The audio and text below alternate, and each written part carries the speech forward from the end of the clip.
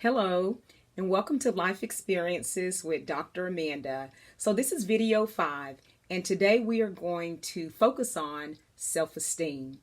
And I know a lot of people have a definition for what they think self esteem is, but I'm just taking that simple definition of self esteem is confidence in one's own worth or abilities, confidence in your own worth or abilities.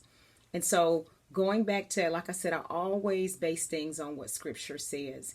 And one of my favorite scriptures when it comes to thinking about yourself and who you are is that we are fearfully and wonderfully made.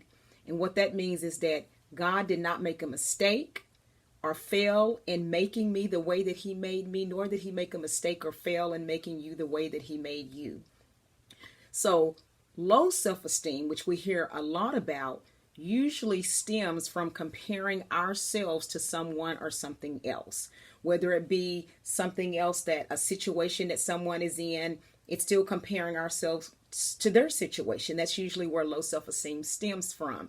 And one of the primary focuses of low self-esteem usually deals with our physical appearance. So, when I think about my own life, I've had multiple life experiences that have added to my low self-esteem, which I say low self-esteem that I used to have because God has brought me over that. So I don't have low self-esteem anymore. But none of those experiences would have hurt me had I known whose I was from the beginning.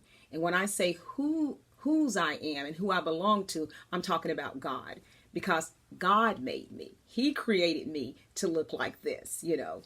And so if our self-worth is predicated on tangible or physical things, that means that we have low self-esteem.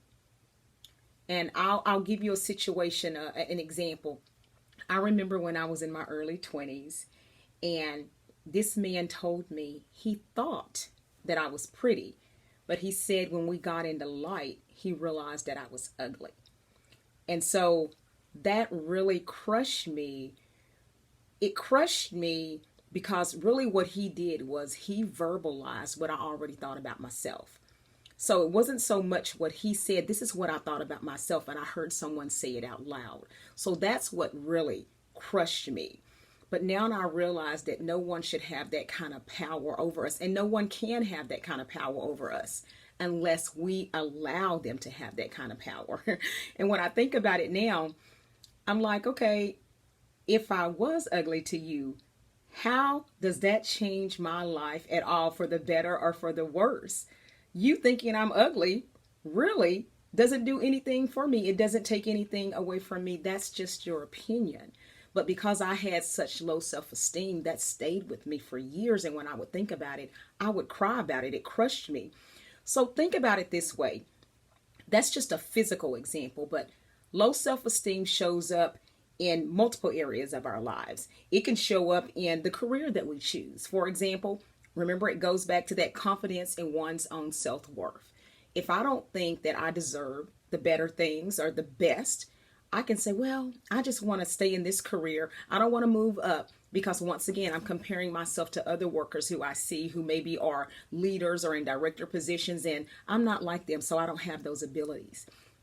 That's it. Just like they can learn to do things, you can learn to do things, we can learn to do things. And it shows up, just like I said, it can really show up in any place in your life. So if your decisions are based on comparing yourself to someone else, or comparing yourself based on situations, or you think someone else can do better in a situation, if that is your way of thinking, then you have low self-esteem. And that's something you have to seek God for and ask him to take away from you. So I'm going to stop there. Next session, we are going to talk about having the right mindset, which it connects really directly to self-esteem. So we're going to talk about having that right mindset and knowing when you have that right mindset that God can take you anywhere. So I'll see you next time. Remember, subscribe to the channel, Life Experiences with Dr. Amanda, and thank you again.